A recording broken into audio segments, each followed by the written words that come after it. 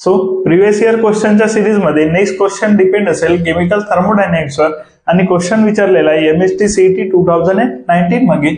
बघा आता क्वेश्चन का असेल, for a reaction to be non spontaneous at all temperature.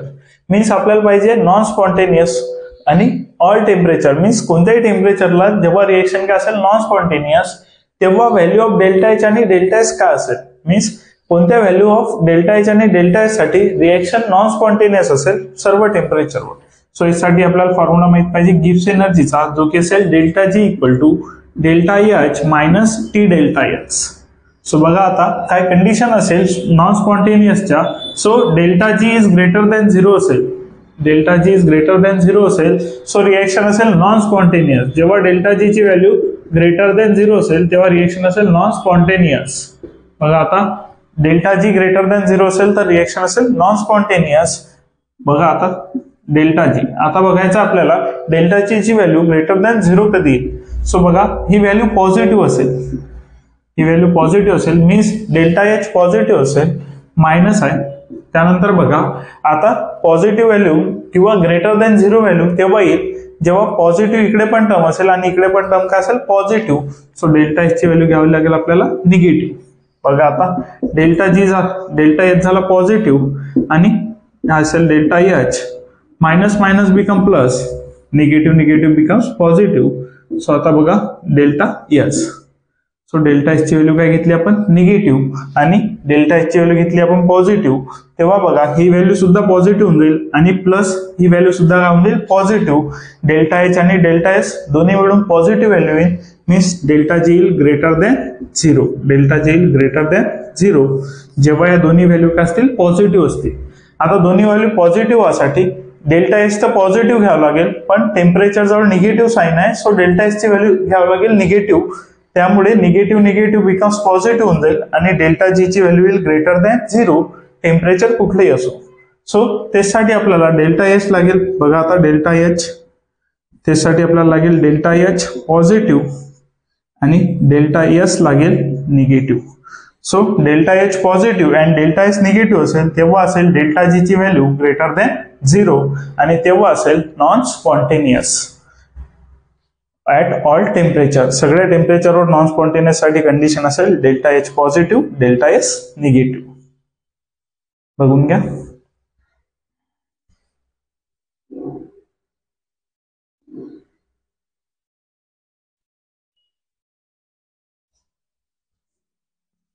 Next question बघा, consider the following reaction H2 plus Cl2 gives twice HCl minus 44 kilo calories. हे असेल heat of formation. बघा calculate the heat of formation of 36.5 gram of HCl.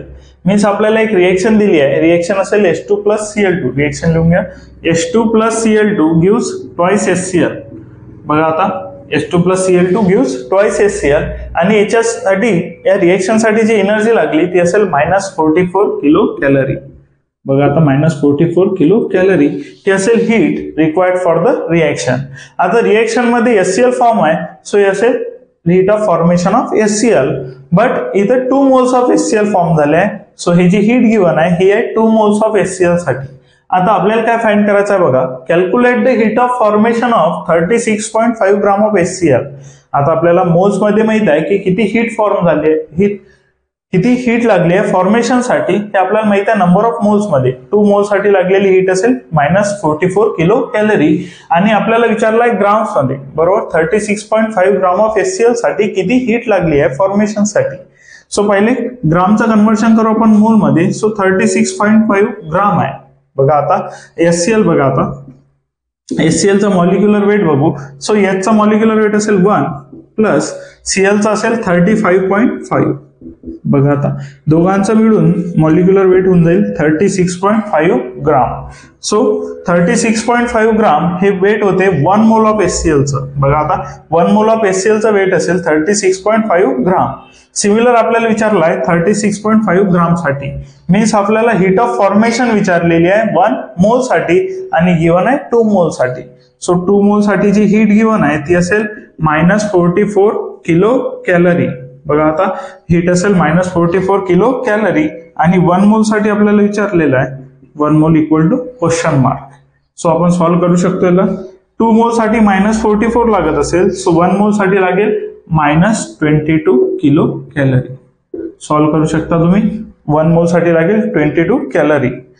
Solve करू शकता. इथे x घेऊन घ्यायचं, cross multiplication करायची. 2 × x -44 × 1, 2 × x -44 × 1, x is equal to -44 upon 2.